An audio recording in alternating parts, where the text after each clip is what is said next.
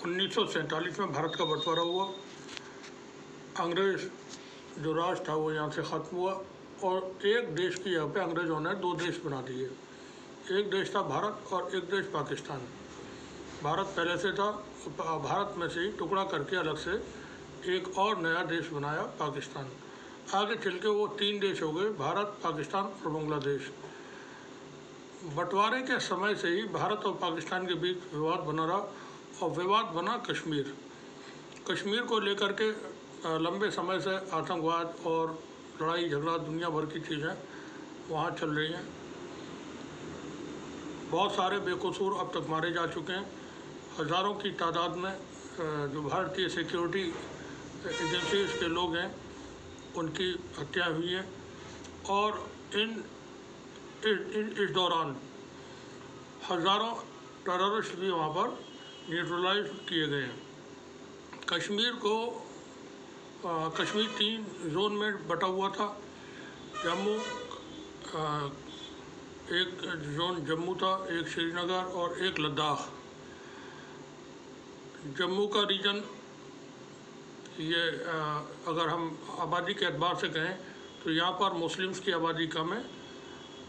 Valley में, श्रीनगर में total अगर पॉपुलेशन देखेंगे तो उसमें मुस्लिम्स ज़्यादा हैं। इसी तरह से लद्दाख के करगिल और लेह में, ज़ांस्कार में बड़ी तादाद जो है वो बुद्धिस्ट की है। यहाँ पर करगिल में मुस्लिम्स हैं लेकिन लद्दाख, लेह में और ज़ांस्कार में कम है मुसलमान, या दूसरे और इलाकों में जो छोटे छोटे टाउन हैं लद्दाख के, तो वहाँ पर आप पाएंगे कि बुद्धिस्ट की तादाद काफ़ी ज़्यादा है। और ये बड़े खूबसूरत इलाके हैं। दुनिया में जो बहुत ही खूबसूरत जगहें हैं उनमें से एक भारत का कश्मीर है। यहाँ पर आपको बहुत सारी चीज़ें मिलेंगी जो और इंडिया में दूसरी जगहों पर आसानी से नहीं मिलती हैं। ऊंचे ऊंचे पहाड़, बहुत खूबसूरत वादियाँ, वैली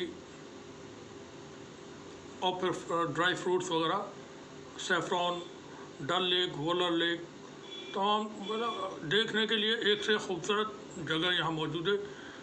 तो इसीलिए कश्मीर को दुनिया में एक जन्नत का मकाम हासिल है, जन्नत कहा जाता है। यहाँ मीठे पानी के आपको झरने बहुत सारे मिलेंगे जगह जगह पर। आप पहाड़ी इलाकों में जहाँ जाएंगे तो वहाँ पर चश्मे आपको नज़र आएंगे जो पहाड़ियों से चूते हैं और उसमें से पानी निकलता है। लोग उसको पीने के लिए इस्तेमाल करते हैं, घरों में जो रोज़मर्रा इस्तेमाल होता है। अच्छा, यहाँ पर एक मसला बना कश्मीर में, वो था आर्टिकल 370 को लेकर के काफ़ी विवाद रहा और भारत की एक राष्ट्रवादी संगठन है RSS, वो इसके ख़िलाफ़ था।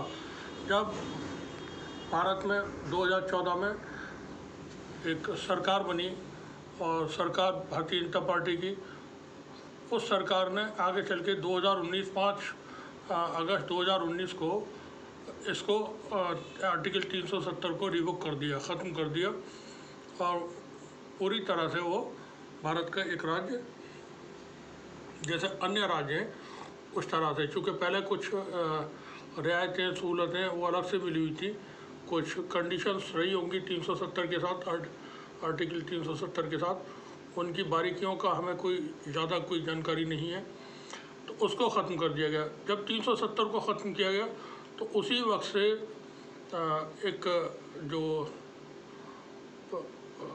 उसका विरोध था वो शुरू हो गया था। मामला कोर्ट में पहुंचा और आज अदालत में, सुप्रीम कोर्ट ने, जो भारत की सबसे बड़ी अदालत है, उसने इस पर फैसला दिया है और फैसले में सुप्रीम कोर्ट ने साफ साफ कहा है कि ये बिल्कुल ठीक है और सरकार के हर फैसले को चुनौती नहीं दी जा सकती है। 370 का ख़त्म होना दुरुस्त है। अब हम चीफ जस्टिस भारत के DY चंद्रचूड़, उन्होंने क्या कहा है वो आपको सुनाते हैं। आज जब आर्टिकल 370 ख़त्म किया गया है तो चीफ जस्टिस ने क्या रिमार्क्स दिए वो थोड़ा सा सुन लें। We have held that Article 370 is a temporary provision on a reading of the historical context in which it was included. Article 370 was introduced to serve two purposes. First, the transitional purpose, to provide for an interim arrangement until the Constituent Assembly of the state was formed and could take a decision on the legislative competence of the Union on matters other than the ones stipulated in the instrument of accession, and ratify the Constitution. And second, a temporary purpose, an interim arrangement in view of the special circumstances because of the war conditions in the state. See, we have held that a textual reading of Article 370 also indicates that it is a temporary provision. For this purpose, we have referred to the placement of the provision in Part 21 of the Constitution, which deals with temporary and transitional provisions, the marginal note to the provision, which states temporary provisions in respect to the state of Jammu and Kashmir, and a reading of Articles 370 and 1, by which the state became an integral part of India upon the adoption of the Constitution. आपको बता दें कि 370 को ख़त्म किए जाने के बाद बहुत सारे लोगों के और पार्टियों की तरफ से प्रतिक्रिया आ रही हैं। महबूबा मुफ्ती ने इस पर अपना कमेंट किया है। उन्होंने कहा है कि यह आइडिया ऑफ इंडिया की हार है। वहीं जम्मू एंड कश्मीर के लीडर उमर अब्दुल्ला ने इसको निराशाजनक बताया है। करण सिंह जो कांग्रेस के लीडर हैं, उन्होंने इसका वेलकम किया है। भारतीय जनता पार्टी की तरफ से जाहिर सी बात है वो वेलकम उनकी तरफ से हो रहा है और ये एक अच्छा फैसला हुआ है बीजेपी के एतबार से। तो बीजेपी के जो लीडर्स हैं वो इस पर खुश हैं। और कुछ अभी और दिखाते हैं आपको। असदुद्दीन ओवैसी ने इस पर कहा है, उन्होंने कहा है कि ये अच्छा फैसला नहीं है। आर्टिकल 370 पर आज के फैसले को प्रधानमंत्री मोदी ने उम्मीद की किरण बताया है। और जैसा हमने कहा था, अभी कहा कि भारतीय जनता पार्टी के जो लीडर्स हैं वो खुश हैं इससे। थोड़ी सी जो मायूसी है वो जम्मू एंड कश्मीर के लीडर्स के अंदर है, क्योंकि कश्मीर के साथ जो 370 जोड़ा हुआ था, हमें कानूनी बारीकियां नहीं मालूम है, लेकिन वो इसको ज़्यादा अहमियत देते थे कश्मीर के लोग। और आपको थोड़ा सा कुछ बताते हैं। ये जो आप देख रहे हैं स्क्रीन पर जो वीडियो है, ये सब कश्मीर के हैं। ये श्रीनगर से है जो फ़िलहाल जो वीडियो आपके सामने मौजूद है। सुप्रीम कोर्ट में आज जो फैसला सुनाया, 5 बेंच की जज ने सुनाया, चीफ जस्टिस ने हेड किया इसको। और उन्होंने कहा है कि अगले साल सितंबर तक राज्य में चुनाव कराए जाने चाहिए। साथ ही उन्होंने कहा कि जो राज्य की सरकार ने प्रेसिडेंट रूल के दौरान जो फैसले लिए हैं उनको भी चुनौती नहीं दी जा सकती है। तो अब ये बिल्कुल साफ़ हो चुका है। सुप्रीम कोर्ट की तरफ से आज इस पर मोहर लग गई है। जो कुछ फैसला केंद्र की सरकार ने 2019 में लिया था वो बिल्कुल वाजिब है और सही है। आज से आर्टिकल 370 का जो भी मसला है वो एक तरह से पूरी तरह से निष्क्रिय हो जाता है। जो लोग सपोर्ट करते थे 370 को, वो उनको आज मायूसी हाथ लगी है। और चूँकि इसको सपोर्ट करने वालों में मैक्सिमम जो थे वो कश्मीर के लीडर्स थे और कुछ हद तक कुछ और भी थे, जैसे AIM प्रेसिडेंट असदुद्दीन ओवैसी और बाकी कुछ और लीडर्स वगैरह। तो आपको बता दें, आप चूँकि देश के अंदर चीज़ों को बारीकी से जो लोग समझते हैं, देखते हैं, तो वो जानते हैं कि किस तरह की चीज़ें होती हैं और किस तरह से चीज़ें आगे बढ़ती हैं। बहुत सारे मैटर्स हैं देश के अंदर जिन पर फैसले अभी और आने हैं। और पिछले वक्त में जो फैसले हुए, चूँकि न्यायालय और किसी जज के ऊपर आप टिप्पणी नहीं कर सकते हैं, मगर ये हर इंसान को हक है कि किसी भी फैसले को सही और गलत कह सकता है।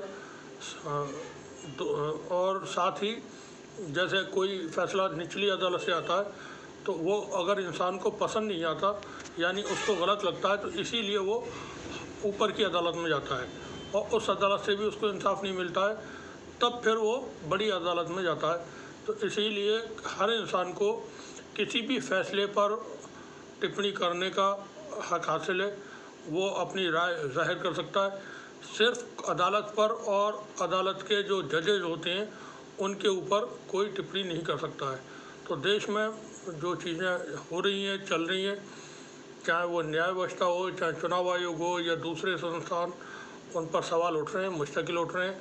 मीडिया के लोग इस पर लंबी लंबी बहस भी होती हैं और चिंता भी जाहिर करते हैं कि जो चीज़ें हो रही हैं वो किस तरफ या क्या दर्शाती हैं। बहुत सारे सीरियल, फिल्में हम देखते हैं, उनमें घटना क्या होगी वो पहले से एक आइडिया हो जाता है कि अब ऐसा होगा। तो यहाँ भी लोगों को पता रहता है कि इस मामले में क्या होगा और या कब क्या होगा। चाहे वो